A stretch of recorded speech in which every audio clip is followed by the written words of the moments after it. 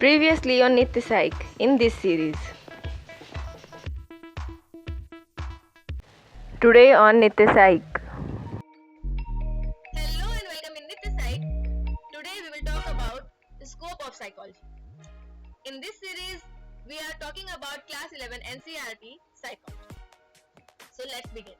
First of all, let's understand what is the scope of psychology. So scope of psychology का मतलब है कि psychology किन किन फील्ड्स में कहाँ पर यूज होता है और कहाँ पर उसके एप्लीकेशन से हम अपने आप को बेनिफिट कर सकते हैं। पर उसे समझने के पहले हमें समझना होगा कि साइकोलॉजी को दो पार्ट्स में डिवाइड किया जाता है जिसमें उसके स्कोप को ब्रॉडली रखते हैं। पहला है pure psychology.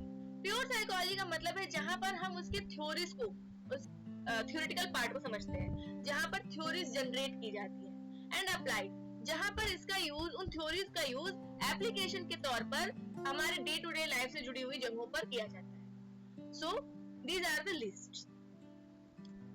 Next we will see some basic branches. So first is cognitive psychology. Cognitive psychology बात करता है हमारे मेंटल प्रोसेसेस की, जिसमें कि हम अपने thinking, memory, problem solving, cognition के हर पार्ट्स को यहाँ पर स्टडी किया जाता है और डिफरेंट थ्योरीज जनरेट की जाती है। Next is biological psychology. Biological psychology हमारे फिजियोलॉजी को कहीं ना कहीं स्टडी करता है कि हमारे हार्मोन्स, हमारा ब्रेन, ये किस तरीके से हमारे बिहेवियर को इन्फ्लुएंस करते हैं। कभी कभी हम एक साथ डर और गुस्सा दोनों महसूस करते हैं। ये कैसे हो रहा है? क्योंकि डर और गुस्से के लिए अलग अलग हार्मोन्स और अलग अलग न्यूरोट्रांसमीटर्स काम कर रहे हैं, या फिर हमारे ब्रेन में कुछ ऐसा हो रहा है जिससे हम एक साथ दोनों चीजों को महसूस कर रहे हैं। तो कहाँ से इसका ओरिजिन हो रहा है, ये ऐसी चीजें जिन्हें समझने के लिए हमें बायोलॉजिकल साइकोलॉजी को, बायोलॉजिकल पर्सपेक्टिव को देखने की जरूरत होती है। So here we study biological psychology. Next neuro psychology बात करता है हमारे ब्रेन में होने वाले कुछ भी चेंजेस हैं, जैसे कि हमारे ब्रेन में कोई इंजरी हो या कोई न्यूरोलॉजिकल डिसऑर्डर हो, तो उसकी वजह से हमारे बिहेवियर में क्या चेंज आता है। एक बहुत ही फेमस केस है फिनियस गेज का। फिनियस गेज के साथ ही हम देखते हैं कहीं ना कहीं बायोलॉजी का, ब्रेन का, न्यूरॉन्स का और न्यूरल पाथवे का क्या रोल होता है कि हमें बहुत ही क्लियरली समझ में आता है। तो फिनियस गेज एक वर्कर था और वो जब ट्रेन की पटरियों के ऊपर काम कर रहा था, ट्रेन की पटरियों के लिए काम कर रहा था, तो वहां पर उसने धमाका किया जो कि उसके काम का पार्ट था। उस धमाके में एक रॉड जो थी वो उसके सर के आर पार हो गई, जिसकी वजह से उसके ब्रेन के आगे के हिस्से का काफी नुकसान हुआ था। मतलब ब्रेन का जो फ्रंटल एरिया है, सामने का एरिया, उसमें काफी हिस्से खराब हो गए। अब इसकी वजह से क्या हुआ कि उसकी पर्सनैलिटी में बहुत ज्यादा चेंज आ गया। अब आप समझ सकते हैं कि ब्रेन में लगी एक चोट पर्सनैलिटी में भी चेंज आ रही है। क्या कभी किसी के हाथ में लगी चोट, पैर में लगी चोट इस तरीके का चेंज लाती है? एम्पुटेशन को हटा देते हैं, let's think of a normal cut, it won't. लेकिन अगर हमारे ब्रेन में ऐसा कोई कट लगे तो वो हमारे बिहेवियर में चेंज ला सकता है, वो हमारे सोचने के तरीके में, हमारे प्रॉब्लम्स को सॉल्व करने के तरीके में चेंज ला सकता है। And we study all this under neuropsychology. इसके बाद है डेवलपमेंटल साइकोलॉजी। ये ग्रोथ और बिहेवियर में होने वाले ग्रेजुअल चेंज की बात कर रहा है। मतलब एक बच्चा जिस तरीके से चीजों को देखता है, समझता है और उसके लिए रिस्पॉन्ड करता है, एक अडल्ट का बिहेवियर चेंज हो जाता है। हो सकता है कि एक 6 महीने से कम एज का बच्चा जो है वो किसी भी रेप्टाइल को देखकर या किसी भी इंसेक्ट को देखकर ना डरे, पर आज हम सभी जानते हैं कि कॉकरोच और लेजर्स को देखकर सभी उछलने लगते हैं, right? Every adult has a little bit of fear for lizards and cockroach and all kind of insects, right? इसके बाद आता है सोशल साइकोलॉजी। सोशल साइकोलॉजी बात करता है कि एज ए ह्यूमन हम सोशल सेटिंग्स में कैसे इंटरेक्ट करते हैं। इसमें उन थ्योरीज को हम पढ़ते हैं जो कि हमारे सोशल एनिमल होने के प्रूफ को कहीं ना कहीं देती है। यहाँ बात होती है कि जब हम सोसाइटी में रहते हैं तो हमारा बिहेवियर कैसे चेंज हो जाता है। इसके बाद cross cultural and cultural psychology. इसमें बात होती है कि कल्चर टू कल्चर हमारा बिहेवियर कैसे वेरी करता है। नेक्स्ट है एनवायरमेंटल साइकोलॉजी, जो कि आजकल एक बहुत ही ज्यादा एमिनेंट, बहुत ही ज्यादा प्रोमिनेंट सब्जेक्ट बन गया है, क्योंकि एनवायरमेंट बदल रहा है। एनवायरमेंट के बदलने से हमारे सोचने के तरीके, हमारे एक्ट करने के तरीके पर भी असर पड़ा है। आपने सुना होगा कि क्लाइमेट चेंज की वजह से लोगों में एंजाइटी डेवलप हो रही है, लोग डिप्रेस्ड फील कर रहे हैं ड्यू टू पॉल्यूशन। ये चीजें दिखाती है कि एनवायरमेंट का भी हमारे सोचने समझने के तरीके और हमारे ओवरऑल मेंटल हेल्थ पर बहुत असर पड़ता है, और ये इन्हीं चीजों की स्टडी करके हमें बताता है कि कैसे ये चीजें हमारे मेंटल हेल्थ को अफेक्ट कर रही है। इसके बाद है हेल्थ साइकोलॉजी। हेल्थ साइकोलॉजी बात करता है कि कैसे हम अपने आप को हेल्थी रख सकते हैं, अपने बिहेवियर में चेंज लाकर, अपने सोचने के तरीके में चेंज लाकर। तो हेल्थ साइकोलॉजी कहीं ना कहीं कहती है कि सिर्फ आपको डिजीज का प्रिवेंशन नहीं करना है, बल्कि अपने हेल्थ को सस्टेन भी करना है। इसके बाद क्लिनिकल एंड काउंसलिंग साइकोलॉजी है, ये इसका अप्लाइड पार्ट है। जो हम लोग थ्योरीज में पढ़ते हैं, उस एबनॉर्मल साइकोलॉजी में स्पेशली हम लोग जो पढ़ते हैं, उन्हीं चीजों को जब हम क्लिनिकल सेटिंग्स में होते हैं, पेशेंट्स के साथ होते हैं, तो वहाँ यूज करते हैं कि किन थेरेपीज के हेल्प से, काउंसलिंग के हेल्प से हम अपने पेशेंट्स को ठीक कर सकते हैं, उनके लिए कुछ सपोर्ट प्रोवाइड कर सकते हैं। इसके बाद है इंडस्ट्रियल एंड ऑर्गेनाइजेशनल साइकोलॉजी। जैसे सोशल सेटिंग्स में हमारा बिहेवियर चेंज होता है, वैसे ही वर्क प्लेस में भी एक अलग साइकोलॉजी काम करती है। यहाँ पर बात होती है कि एम्प्लॉय के मोटिवेशन को कैसे हम हमेशा बनाए रखें। मोटिवेशन डाउन भी होता है, अप भी होता है, तो इस सिचुएशन को हम कैसे मिनिमाइज करें, कैसे इसे हम एक फ्लो में रखें, कंसिस्टेंट फ्लो में रखें। यहाँ पर ट्रेनिंग और परफॉर्मेंस मैनेजमेंट होती है, साथ ही पर्सनल सिलेक्शन भी होता है, जहाँ पर देखा जाता है कि कौन सा एम्प्लॉय किस काम के लिए सबसे बेस्ट हो सकता है। इसके बाद है एजुकेशनल साइकोलॉजी। एजुकेशनल साइकोलॉजी हमें हेल्प करती है साइकोलॉजी ऑफ लर्निंग को। जैसे हम लर्निंग के बहुत सारे थ्योरीज को पढ़ते हैं साइकोलॉजी में, तो उन्हें हम किस तरीके से अपने एजुकेशनल सेटिंग में लाकर, स्कूल्स में लाकर यूज कर सकते हैं और बच्चों को बेहतर से बेहतर तरीके से सीखने में हेल्प कर सकते हैं, इजिली सीखने में हेल्प कर सकते हैं। इसमें करिकुलम डिजाइन में भी जरूरी होता है, क्योंकि करिकुलम डिजाइन अगर हम साइकोलॉजी के प्रिंसिपल्स को यूज कर बनाएंगे तो वो बच्चों के लिए बहुत अच्छा होगा, बेनिफिशियल होगा और बच्चों के सीखने के पूरे प्रोसेस में भी हेल्पफुल होगा। और ये टीचर्स को भी ट्रेन करने में हेल्पफुल होता है, क्योंकि तब टीचर्स बच्चों को ज्यादा बेहतर तरीके से समझ पाते हैं और कैसे वो अपने कंटेंट को, कैसे वो पढ़ाने वाली चीजों को बच्चों के लिए ग्रास्पेबल या फिर डाइजेस्टेबल बना सके, इसमें हेल्प करता है। इसके बाद स्पोर्ट्स साइकोलॉजी है। स्पोर्ट्स साइकोलॉजी का यूज हर स्पोर्ट्स पर्सन को कहीं ना कहीं फील होगा जब वो डीमोटिवेटेड फील कर रहे हैं, या उनकी performance all of a sudden fluctuate कर रही है, या उनको लग रहा है कि हम इससे भी बेहतर कर सकते हैं पर वो कर नहीं पा रहे, सीलिंग को उन्होंने हिट कर दिया है।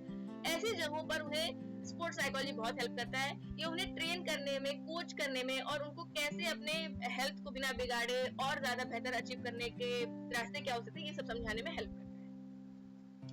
इसके बाद कुछ ऐसे भी ब्रांचेस हैं जो अब इमर्ज हो रहे हैं, जो कि बिल्कुल नई तरीके की चीजों को, नए तरीके के प्रॉब्लम्स को टैकल कर रहे हैं। इसमें है aviation psychology, space psychology, military psychology. जब आप किसी भी वॉर जोन से वापस आते हैं तो बहुत सारे ट्रॉमेटिक इंसिडेंट्स आपने देखे होते हैं, उनसे कैसे डील करें, उन्हें कैसे अपने ऊपर हावी ना होने दें, ओवरवेल्म ना हो उनसे और अपने मेंटल हेल्थ को बनाए रखें, ये हमें मिलिट्री साइकोलॉजी सिखाती है। फॉरेंसिक साइकोलॉजी हमें हेल्प करती है, कोई क्रिमिनल क्यों क्राइम करता है, क्या माइंड सेट होगा उसका कि वो क्राइम कर रहा है, वहाँ पर फॉरेंसिक साइकोलॉजी हेल्प करती है, जिससे कि हम रियल जो क्राइम हुआ है उसको ज्यादा बेहतर तरीके से समझ सके और क्रिमिनल जो असली में है उसको पकड़ सके। रूरल साइकोलॉजी हमें रूरल सेटिंग्स में कैसे मेंटल हेल्थ को ऑप्टिमम रखना है उसके बारे में बताता है। इंजीनियरिंग साइकोलॉजी इंजीनियरिंग की फील्ड से जुड़ा हुआ है। मैनेजरियल साइकोलॉजी आपको कैसे बेहतर मैनेजर बनना है, या कह सकते हैं कहीं ना कहीं इंडस्ट्रियल एंड ऑर्गेनाइजेशनल साइकोलॉजी से जुड़ा हुआ है कि आप बेहतर मैनेजर कैसे बन सकते हैं। कम्युनिटी साइकोलॉजी हमें हेल्प करता है कि हम एज अ कम्युनिटी अपने मेंटल हेल्थ को और औरों के मेंटल हेल्थ को कैसे बेहतर रख सकते हैं। विमेन साइकोलॉजी या जेंडर साइकोलॉजी हमें हेल्प करता है समझने में कि भागों में ही बांटा जाता है, मेल एंड फीमेल।